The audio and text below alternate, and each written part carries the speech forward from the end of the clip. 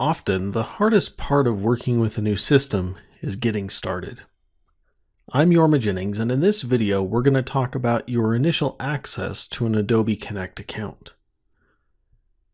The first thing you should receive is a welcome email giving you the information of how to log in initially to your Adobe Connect account.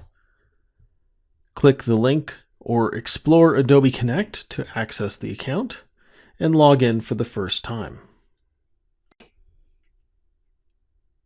You will use the username and password that was provided in the email, and you should be prompted to give yourself a new password, as well as be shown the rules of how to create a new password for your account. With your old password in and new password created, click Submit New Password, and you should be taken to the home page of your Adobe Connect account. Here you'll see the calendar and options for meetings, recordings, and trainings that you have in the account. And as an administrator, you should see access to all of the modules that were purchased for Adobe Connect. You'll notice there's no button to create a new meeting room here, and that's because initially you'll just be a member of the administrator group, and you'll need to add yourself to additional groups if you need additional functionality.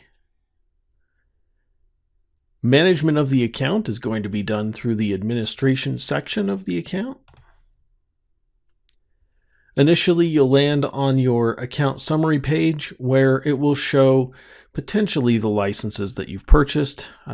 Being hosted with COSO Cloud, we may end up using a universal license that shows more than what you purchased, and your account success manager will work with you to ensure that you stay within compliance of what you purchased.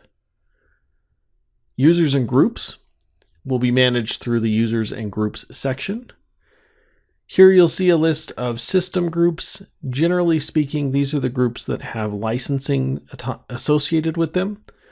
So if you have named host licenses, that's how many people you can have in the meeting host group.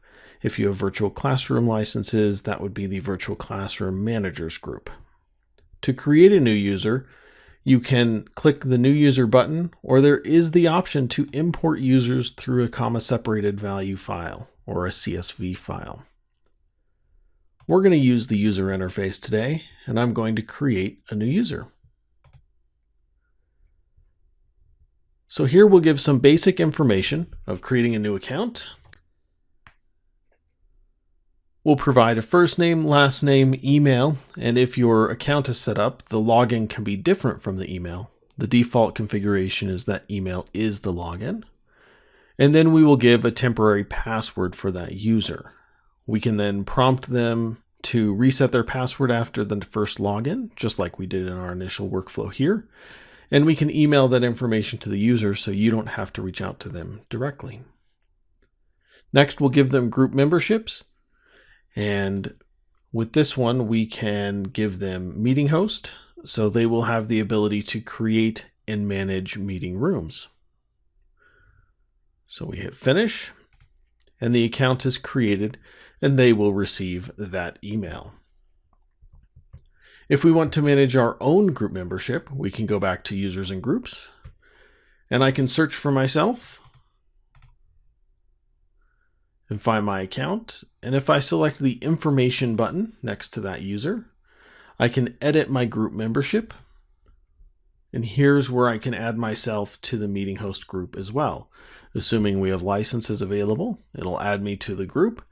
And now if I go back to my home page, you'll notice I have the create a meeting or content button, as now I have meeting host rights. That's how we gain initial access to our account and start creating new users.